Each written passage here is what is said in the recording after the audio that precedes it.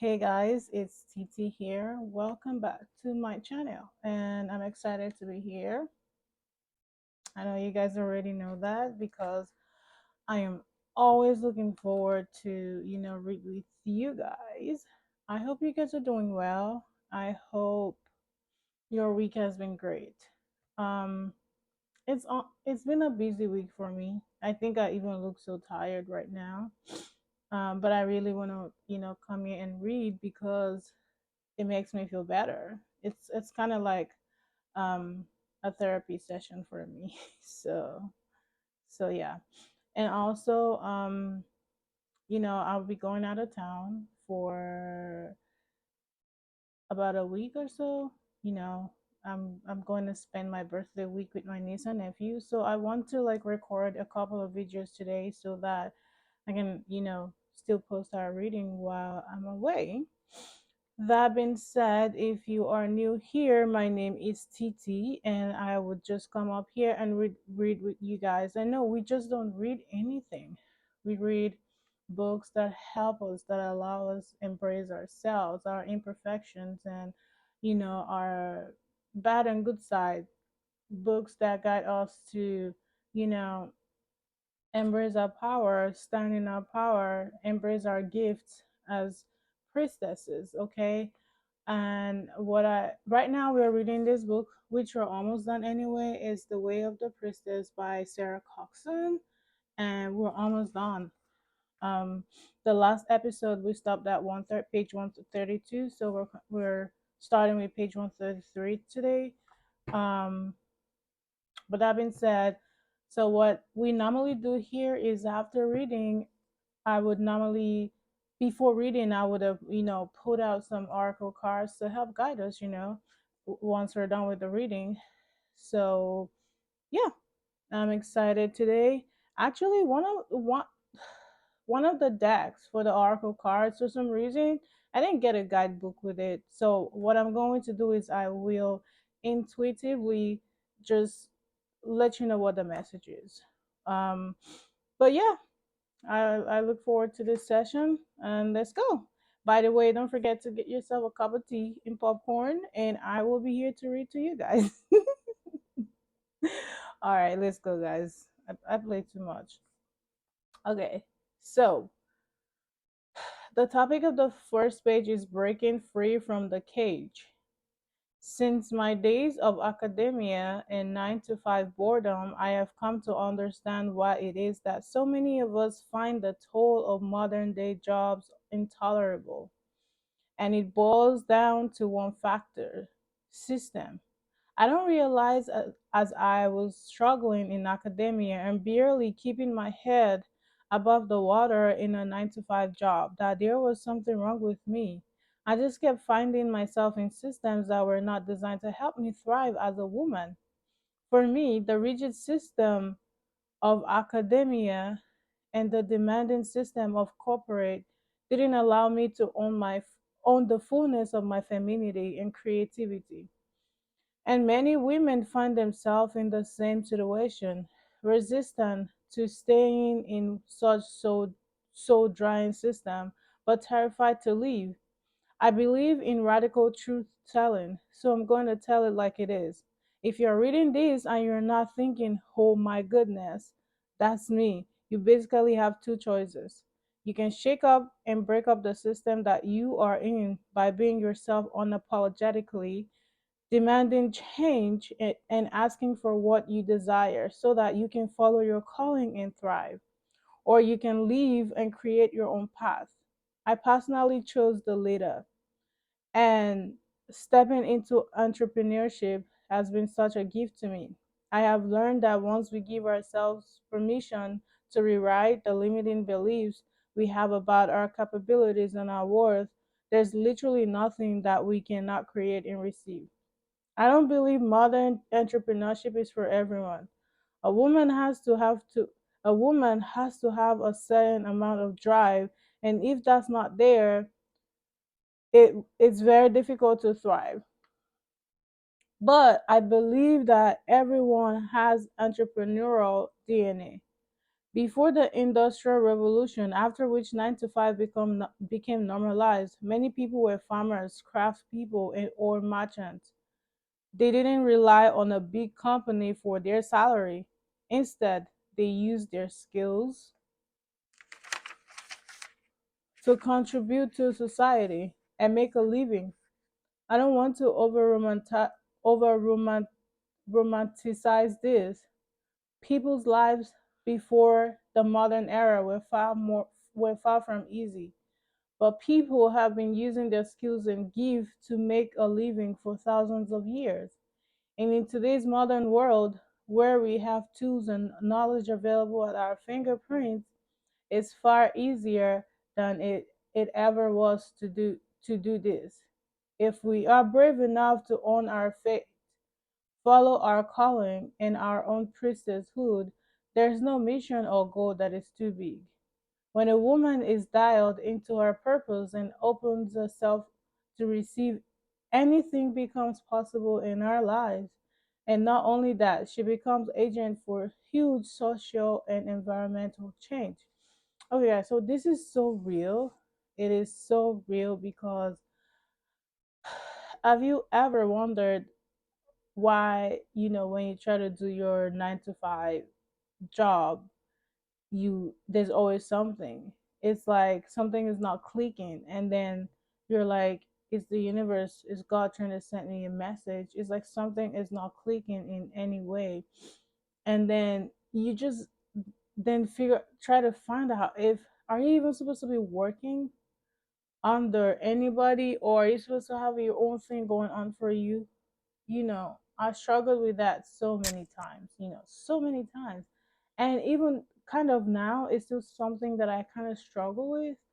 Um, but one break that I can say that I got is finally knowing what my purpose is. And that is this me coming here and sharing this to help guide other people as well, you know, to help other people who are struggling in finding their own purpose. So I can say that I'm happy that at least I know my purpose and how I feel happy doing it. So, all right, let's go. Let's go. Just do the damn thing. The truth is that it was only when I decided to come out of the closet and follow my calling to become a woman's mentor that I really began honoring and embodying the priestess. To do this, I had to own fully and share with the world who I am and what I am here to do. In the process of putting myself out there, I've learned how to share my voice even when I'm shaking. I've become clearer on my dharma, more confident in my skills, my sense of value has increased, and my capacity for abundance has become magnified. None of this would have been possible if I hadn't followed my calling and made it my mission to live my purpose. Building my business has been a powerful vehicle for self actualization. I fully owned my priestesshood and my priestesshood the moment I decided I was done with my own incessant bullshit. It was that moment I owned my desires and acknowledged that I wanted to be a woman's mentor, that I wanted to work less than 20 hours a week, that I wanted to spend my time writing and creating, and that I wanted to get paid well for it, to give back to those less privileged than me and make more conscious consumer choices. For so long, I have waited to feel confident, but confidence is a result of taking massive, scary leaps. In response to this recognition, I took the leap by holding free intuitive guidance sessions for women. This scared the pants off me, but I had my yoga students who were in need of guidance. I decided to do it for them. I learned that my experience in the new age shop as a yoga teacher, as a PhD researcher, as a tour guide, and as a woman had already prepared me. And as I sat down to guide my first session, although I was shaky and a little unsure, I discovered, surprise, surprise, that mentoring came naturally to me. I was able to let my intuition guide me in a direction we needed to go. I learned that the answers are always within the heart of my clients, and my job was simply to point them back to this wisdom. I was born to do this work. As I held my sessions and gained more experience, it felt that facilitating this magic was effortless, and I'd finish session feeling unbelievably lit. It would have been easy to turn this color into a hobby, but I knew if I did that, I'd be playing small. I decided to commit myself and so invested all of my savings into an online business program. It was scary, but there was something about that decision to commit financially that opened up a portal for it, and it spurred me on. Within 3 months, I'd made back the investment, and within space of 6 months, I was generating consistent clients. I was in my element, and although there were days when I doubted myself and wanted to quit, in fact, that still happens from time to time. More often than not, it felt like the sky was the limit. All right, guys, so this page is talking to me. It's talking to me. And as I was reading it, like my butt, my whole, I know you cannot really see me, but my whole body literally was shaking. And this is why I have been battling these thoughts within myself. I've been thinking of like hosting like, you know, free, like maybe Zoom or something session to invite like other women, and to hear from them, and also see like how I can use my life experiences also to see how I can guide them. I've been doubting myself, and I was like, can I do that? Like, is anybody even going to show up, or does anybody even need to hear what I have to say? And this page literally just gave me the green light to literally go ahead and do it, and I'm going to do it, and I'm saying I'm going to do it to you guys now, because since I mentioned it now, I have to do it, because I don't see things I'm not going to do, right? So I just had to take a deep breath because I felt so much in there. So I'm looking forward to connecting with other people. I'll be starting, um, I'll be starting free sessions for other women. And I want to believe that even if it's just one person that needs that session, you know, I can do it. And you can do it too. Whatever it is that you have, ideas, whatever you have on your mind trying to do, uh, I just want to say that you can do it. All right, let's go. Making friends with uncertainty. I've realized that the major of women who desire to quit their jobs to follow their calling, but don't are desperately trying to avoid uncertainty. Certainty is a fundamental human need, and we'll do everything we can to create it. Patriarchal society conditions people to believe that certainty and security can only be provided by the system. This is why people are scared to leave their jobs. They have more trust in the companies that they work for than they do in their own resourcefulness. This empowering narrative is the reason why people stay small and stuck. It's why women never fully own their priestesshood and create freedom-based lives. They perceive living as too uncertain, and so they never take the risk. The real truth is that nothing external to us is certain. The job, the house, the marriage, the savings, it can all be taken away from us in an instant. These things may make you feel secure and safe, but they are illusion. I have learned that the real source of certainty can only ever be found within. We must connect to our personal power and recognize that the source of our power is only ever us. Without risk, there is no magic. We must be willing to leave our comfort zone time and time again. I now believe with every fiber of my being that whatever comes my way, not only am I able to handle it, but I'm resourceful enough to alchemize it into treasure. The death of my brother taught me that even death can be a gift. That's not to say that I'm unafraid of loss and failure. I'm human and I still fear it.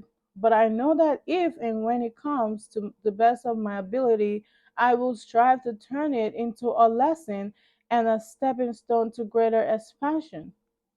I chose to dance with uncertainty and be the source of my own power because it is the only way to truly live. This is the priestess way. All right. This I tell you guys, all of this is talking to me today, and I'm so happy that I'm reading this today because now it's gonna let me start. Just start what I want to do without being afraid, without anything. I have the inspiration that I need, and I'm just happy. All right. Understanding your unique priestesshood sadhana.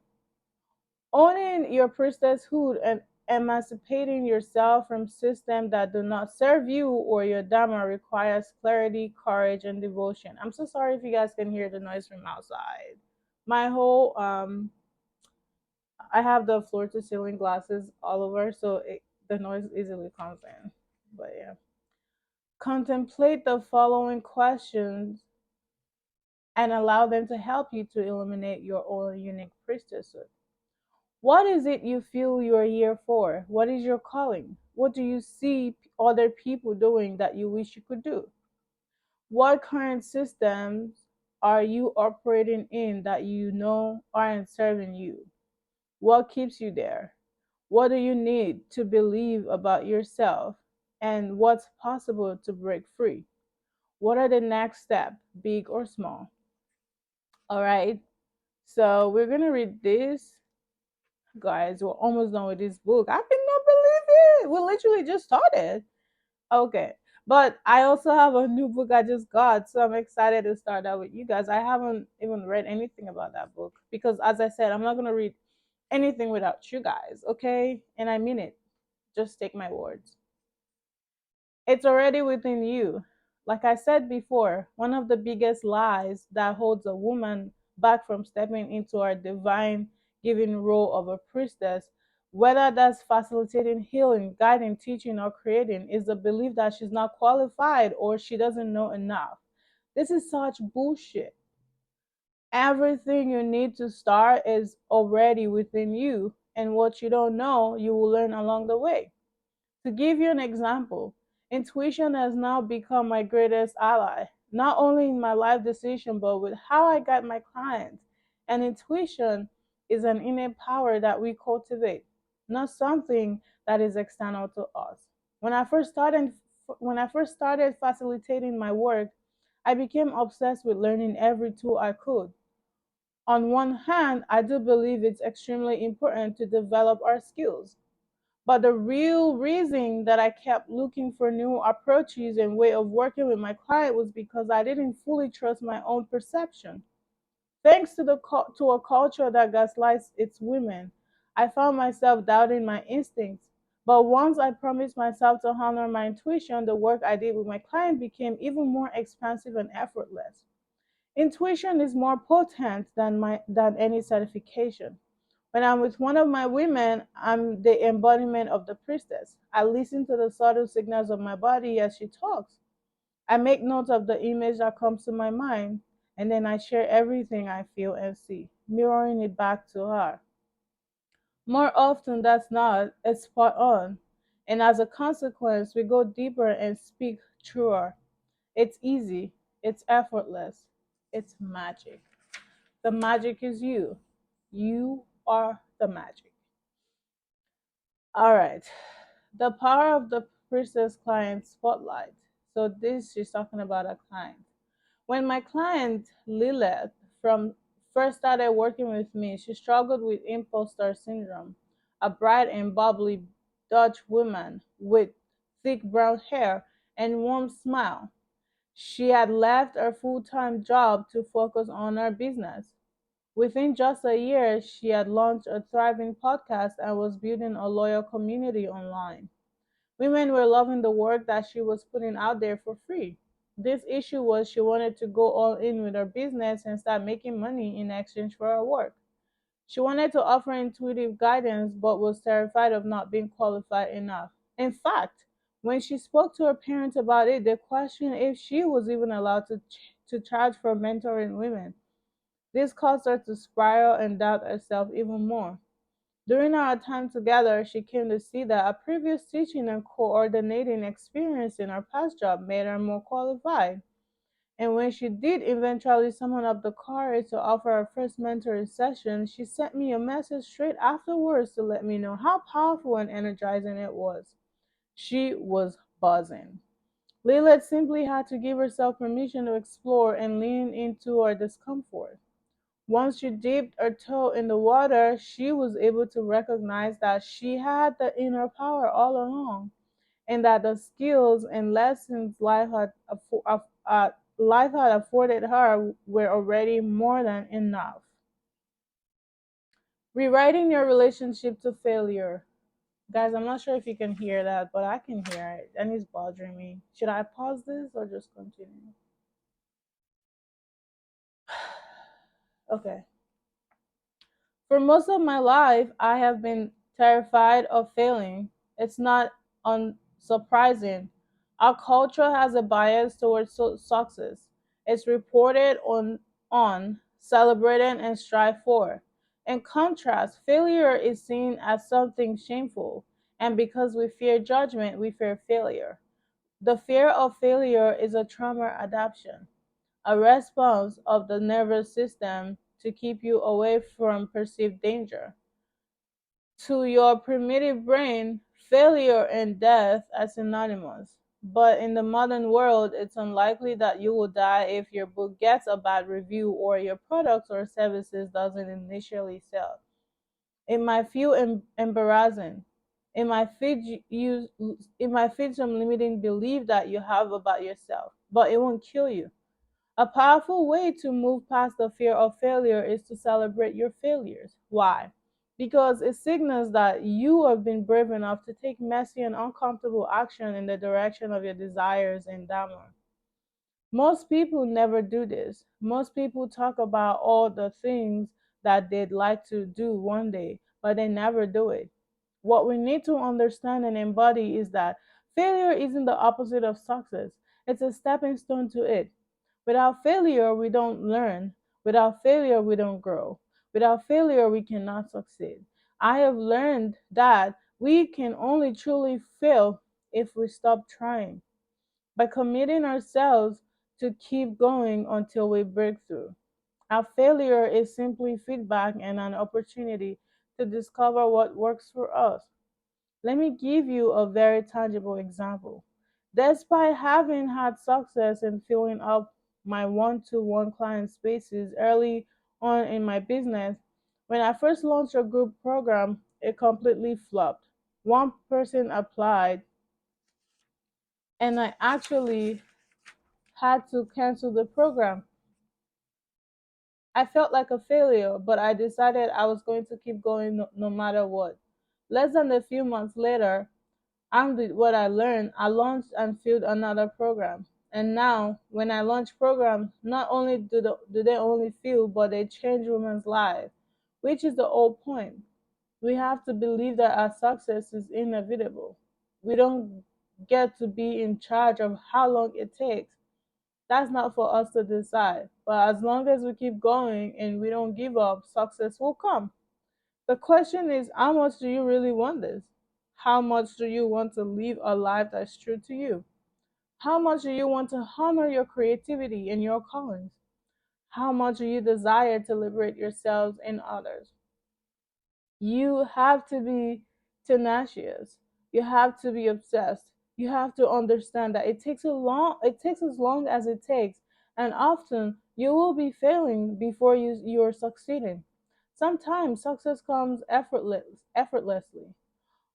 Other times it doesn't. However, it pounds out. Failure is your friend. Remember, that Thomas Edison failed hundreds of times before successfully inventing the light bulb, and now, because he didn't give up, the whole world is illuminated. Imagine what would be possible if you fully committed to showing up for your desires in Dharma no matter what. Imagine how different your life would be. The power of the priestess client spotlight. Emma, a fiery redhead from the UK, desperately wanted to create a successful coaching business. When I asked her why she wanted this in one of our mentoring sessions, she admitted that she still felt that she had something to prove. It was tearing her up inside because rather than truly enjoying the process of building her business, she was constantly fretting about what she would do if it didn't work. What would people think of her? How would she explain it? As I write this realization for Emma is still fresh, and perhaps as it has been for me, it will be a lengthy process of deconditioning ourselves from the need for external approval. Yet, elimination is often our biggest victory. In the battle against our internalized cages of oppression, because when we can see our patterns clearly, we can become more aware of how they rob us of joy and the soulful fulfillment we seek. I have no doubt that as she commits to her journey, she will learn to unhook herself from the need for external validation and instead create a life and business that satisfies our soul.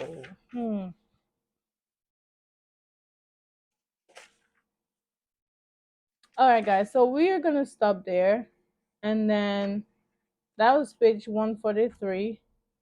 We'll continue with page 144, which I will also be recording today, actually, because as I said, I'll be going out of town, and I want to have something for you guys. Do you guys think we can actually finish this in 2 episodes? Because we're on page 143, and it's page one, and it stops at page 180. Maybe we can do it. What do you think? I think so. Or maybe 3 more episodes. Maybe, just maybe, but we're doing a good job, guys. All right, so now let's go to our oracle cards. I know you guys know these cards. This is one of my favorite cards. I've had this deck for like since 2022, I think. That's the monology. I've had it since 2022. This is one of my favorite cards. And all right, I have the guidebook here. I'm gonna go ahead. The first one that we have here is to balance spirituality and practicality. So you are being called to balance your spirituality and also your practicality. And I'm going to just go ahead and find where it is, and then we can read it together.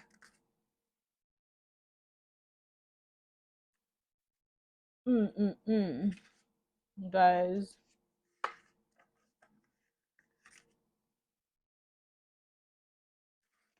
another thing about this, another thing about this deck is literally finding where it is, because it doesn't have a number on it or anything. Oh, wait, I found it. Okay, finally. So, have you been so head in the clouds that you've lost touch with reality? If so, take this card as a sign that you need to pay attention and make a concerted effort to move towards your goal. The more practical steps you can take, the better. It's time to find an inner balance between your responsibilities and your dreams. Meditate on your question, and the solution to your issue may now come through very clearly.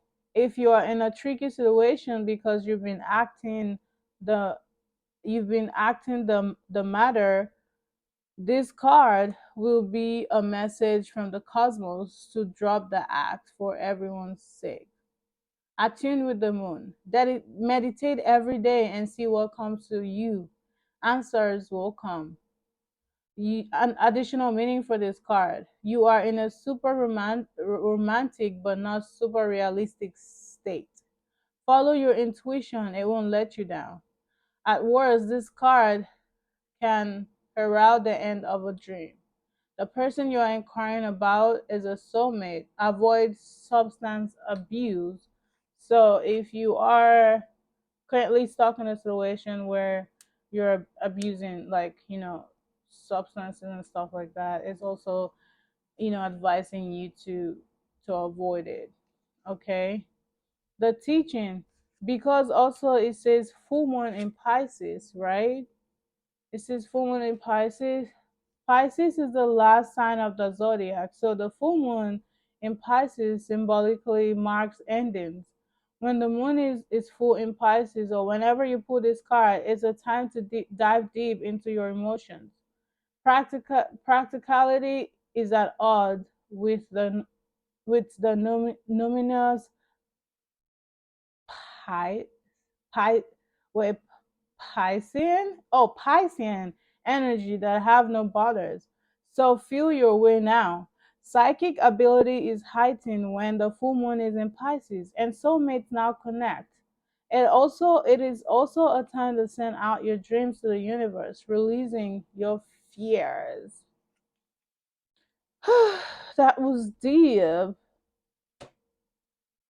All right, so we have a new start is coming. A new start is coming. All right, so let me find that. And wait, I think that's it. I may be wrong though.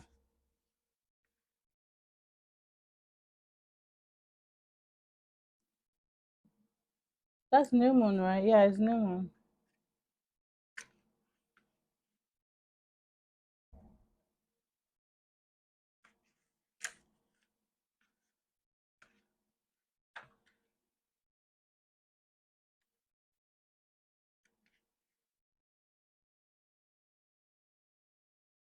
Guys, stay with me.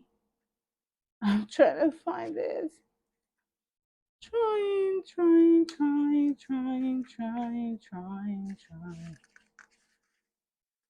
I don't know where this is, but okay, so because I found this first, I'll just go ahead and read it before we find. It says, bring love into the situation, new moon in Aquarius. So, Aquarius is all about progress and modernity. I'm an Aquarius, by the way. Hi, nice to meet you. So this is the time to move forward. The new moon in Aquarius cards means no looking back. Change is on its way and it could come quickly.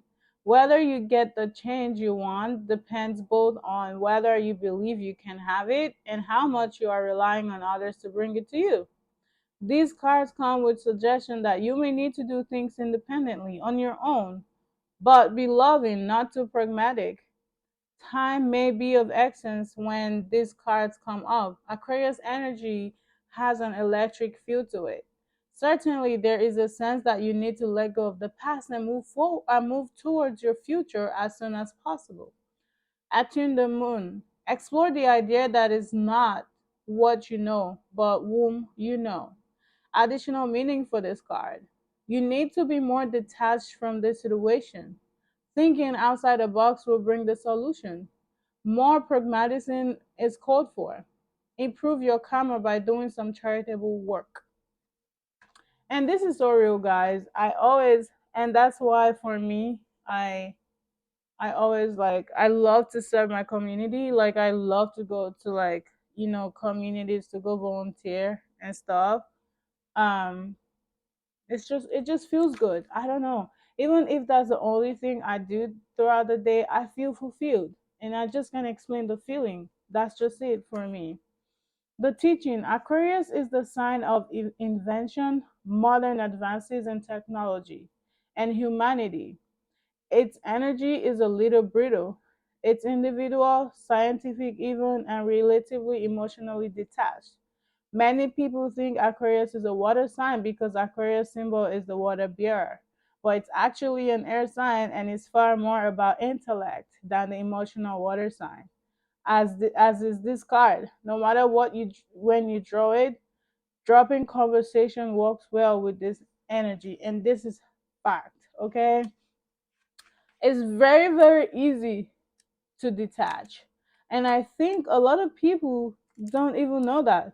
They don't realize that how easy it is to detach from things, people, situation. um and this is because um I know exactly when I need to detach, right? I know exactly when I need to detach. And I don't know, the situation is just enough for me to like realize that okay, this doesn't align with me, onto the next one. And I'm not gonna hold on to it. At least one thing people that have been in my life can say is how easily I can literally move on, and you're not gonna hear from me again. And it's no fight or anything. It's more so I'm focusing on the next thing that matters, because I'm not going to put my time and energy on things that do not matter. I'm sorry, I'm not gonna do that.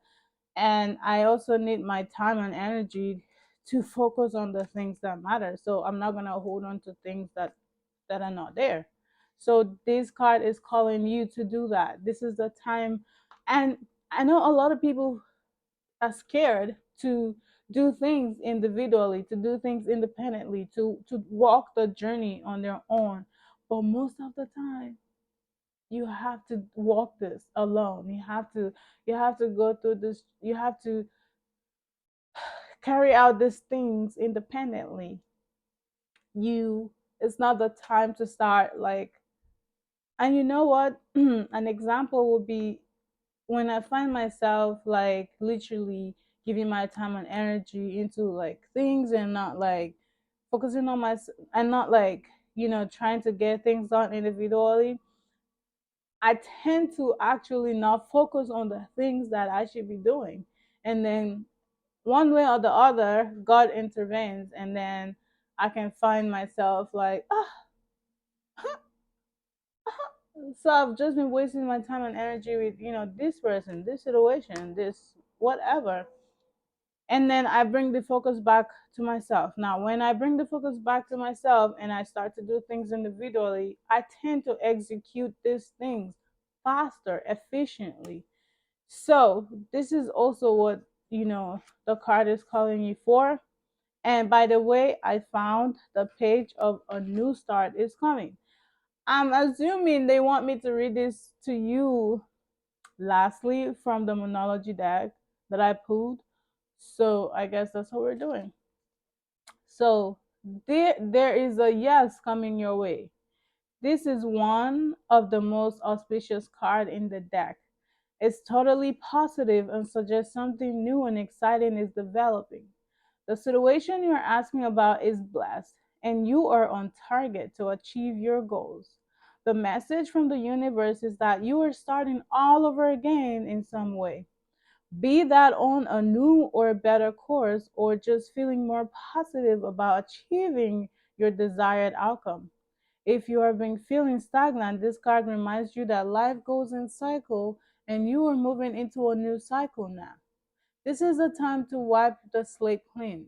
If the situation you act about is has become toxic, either that will clear up now or something totally new and fresh is on its way.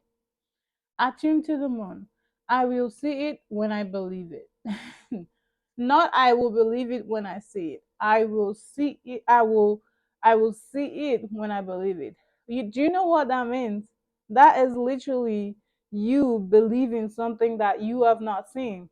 So it's like the power of visualization, right? You have visualized all of these things in your head, and you believe that it's going to happen. And because of law of attraction, and that because you have manifested this through visualization, you will see it happen in your life, literally. Additional meaning for this card: a new start is on its way. You will soon start to feel more hopeful about getting what you want. Your belief that your dreams can manifest is working well. Forget about the past. Let the past be the past. Okay, I can stress that enough. The teaching: the new moon marks the start of the new waxing cycle and the midpoint of the dark moon. It is dark and wild times when the moon is invisible and a time of rebirth. It is time that it is a time that watches it is a time that witches do their work, making wishes and laying down intentions for the new cycle. An intensely magic time when it's easier to pierce the veil to other worlds. To other worlds. All right, guys. So we're done with the monology deck. So this deck actually is the priestess deck. Okay, I was looking for something the other day. I don't know. I was just looking for it, and then I found this priestess deck that I got a long time ago, but I never used it. I never used it. I have like so many decks that I haven't used. I never used it, and then I just touched it. I was like, oh my god! And I pulled some cards for myself. I put about, I think, three or four, and every card literally spoke about me and how I felt at that time. And I was like, actually, I should start using this deck more often here. The only thing is, I'm not sure if it came with a guidebook because I can't find the guidebook anywhere. So I'm not sure if it came with one or not. So I may have to maybe see if I can find the guidebook anywhere, or maybe buy a new one. I don't know. Or if you guys don't mind, I can intuitively um say the message. So we have power over difficulty, reclaiming your power. Every time I have spoken to you guys, I talk about how you should stand in your power. Like, stand in your power.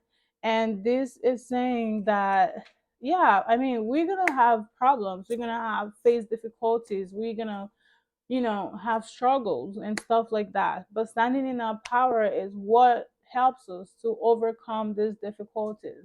It helps us to to overcome them. And now you're being called to reclaim your power, stand your ground. It's time to take to not don't micromanage yourself, and don't let anybody micromanage you. It's time to look at yourself, ask yourself what you deserve, and then embrace it and stand in your power, and don't let anything or anybody shake that, because you are who you really think you are. You are who you think you are. So reclaim your power. And we have earth magic. It says fearlessness and removing obstacles, which I still think is still relating to reclaiming your power, because now you are fearless. You are, nothing scares you, because now you have your own power. You are overcoming obstacles. You are overcoming any struggles, because you are you are an earth magic. That's what you are. That's what you literally are. You're an earth magic, and you need to embrace that part of you, and just know that. You need to know that part of you and be fearless. It helps you to remain fearless, to be confident. And I understand that we are in a world now where people get intimidated by your confidence. I don't care, because I'm not gonna let anybody walk all over me. I'm gonna stand up for myself. I know exactly what I deserve, and that's what I'm gonna get. Okay? Do not micromanage yourself. Don't let anyone tell you nonsense. Okay? We have innovation and new creation, which still brings me to this. A new start is coming, right? It still brings me to this. Two decks are saying the same thing: innovation, new creation. And remember when it says Aquarius is a sign of innovation and stuff like that, and when you got it um in the bring love into the situation, and now it's telling you to embrace your creativity. It's time for you to create things. It's time for you to bring new things to life. You may be getting called to start your own, maybe channel, start your own business, or start something to, like, to step into your power and to fulfill your purpose. You may be getting called to do that, right? So you're being called to step into that power and to embrace that creativity and to bring those ideas to life. And these are the things that will that will actually help you to get to where you see yourself going to. So, ask yourself, where do you see yourself going to? What do you see yourself achieving? you know if you're able to answer those questions, I think that's a good start. You will be able to know how to move forward from there. All right, my loves, you already know that I love you guys. um I always say it, even if it's one person that listens to this, that's fine by me. You know why?